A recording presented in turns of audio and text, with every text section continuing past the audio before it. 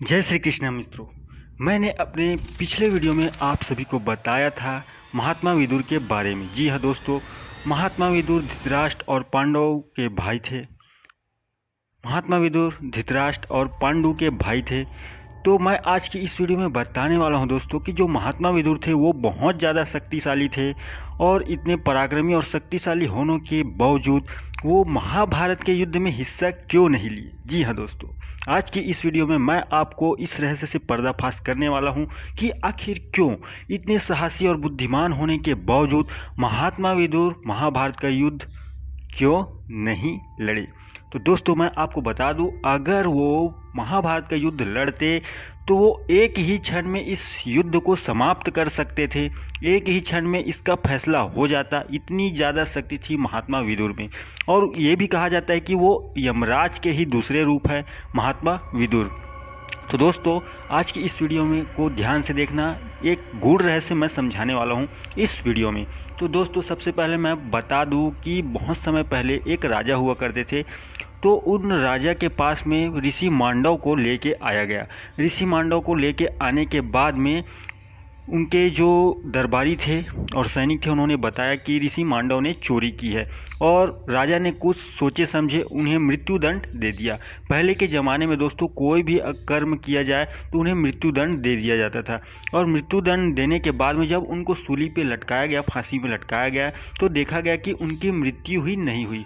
फांसी में लटकने के बावजूद ऋषि मांडव की मृत्यु नहीं हुई। अब उसके बाद उन्हें सूली से उतारा गया और राजा ने उनसे क्षमा प्रार्थना की कि ऐसा मुझसे कैसे दंड हो गया। पहले के ज़माने में ये कहा जाता था कि अगर कोई पापी ना हो, दोषी ना हो, तो उसकी मृत्यु नहीं हो सकती थी। क्योंकि उन्होंने चोरी नहीं की थी इसलिए उनकी मृत्यु नहीं हुई।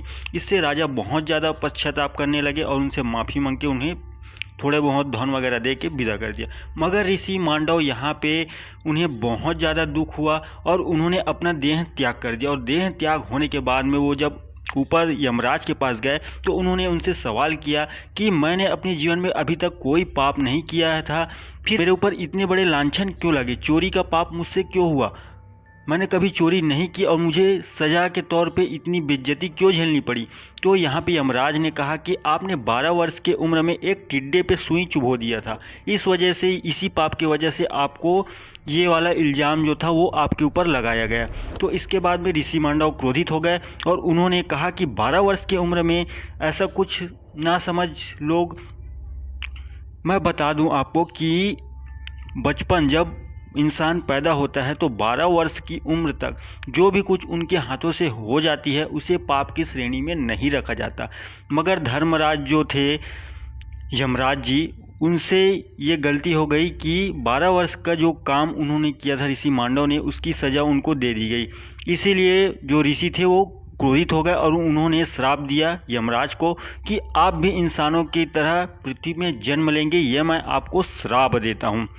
और उसके बाद में ही मैंने आपको पिछले वीडियो में बताया कि जो विदुर है उसका जन्म कैसे हुआ। तो यमराज विदुर बन के यहाँ पे जन्म लिए थे, धृतराष्ट्र और पांडु के भाई बन के यहाँ पे जन्म लिए थे। और वो जैसे ही जन्म लिए थे वो बहुत ज़्यादा पराक्रमी और शक्तिशाली थे दोस्तों, उनके सामने कोई टिक ही नहीं सकता था। तो वो भी भगवान श्री कृष्ण के बहुत बड़े भक्त थे और भगवान श्री कृष्ण ने प्रसन्न होकर उनको एक ऐसा धनुष दिया जिससे चाहे वो कितने भी लोगों को मौत के घाट उतार सकते थे। उस धनुष से वो चाहे तो पूरे जो भी महाभारत में जो भी युद्ध हुआ उनको सब एक क्षण में वो ख़त्म कर सकते थे, इतनी शक्तिशाली धनुष उनके पास थी। तो अब मैं ये बताना चाहता हूँ कि आखिर महाभारत के युद्ध में उन्होंने हिस्सा क्यों नहीं लिया, भाग क्यों नहीं लिया।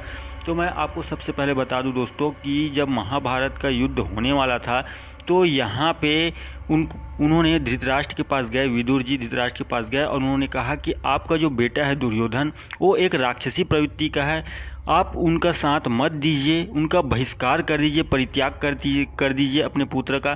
तो धृतराष्ट्र उसकी बात नहीं माने और ये बात जब दुर्योधन को पता चली तो उन्होंने विदुर को बहुत ही, और इसके बाद में दुर्योधन ने विदुर जी को बहुत ज़्यादा गलत कहा, गलत व्यवहार किया, उनसे बहुत खरी खोटी उनको सुनाई। और इसके बाद में विदुर ने गुस्से में आके अपना जो धनुष, जो कि उनको वरदान के तौर पे श्री कृष्ण जी ने दिया था, उस धनुष को उन्होंने तोड़ दिया। और तोड़ने के बाद में दोस्तों उन्होंने ये प्रण लिया कि मैं महाभारत का युद्ध नहीं लड़ूंगा। अब जानते होंगे कि अगर वो युद्ध लड़ते तो वो कौरवों की तरफ से लड़ते और पांडव उनके सामने नहीं टिक पाते, और ये जो युद्ध हुआ था उसका जो निर्णय होता वो बहुत अलग होता। यहाँ पे कौरव जीत सकते थे अगर विदुर जी कौरवों की तरफ से लड़ते, मगर ऐसा नहीं हुआ और कौरवों की हार हो गई।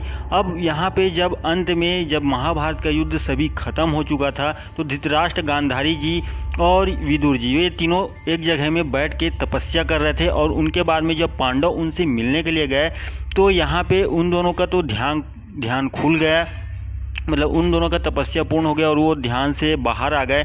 और यहाँ पे विदुर जी ध्यान पे बाहर नहीं आ पाए। तभी युधिष्ठिर ने पूछा कि विदुर जी कहाँ हैं, तो उन्होंने कहा कि विदुर जी ध्यान कर रहे थे मगर अभी यहाँ थे और कहाँ गए हमको नहीं पता। तभी जब युधिष्ठिर पलट के देखे पीछे में तो उन्हें यहाँ पे विदुर जी आते हुए दिखे, तो युधिष्ठिर जी उनके पास जाने के लिए दौड़े तो विदुर जी उनसे शायद नाराज़ थे इसलिए उनके सामने नहीं आना चाहते थे और वो दौड़ के आगे चले गए।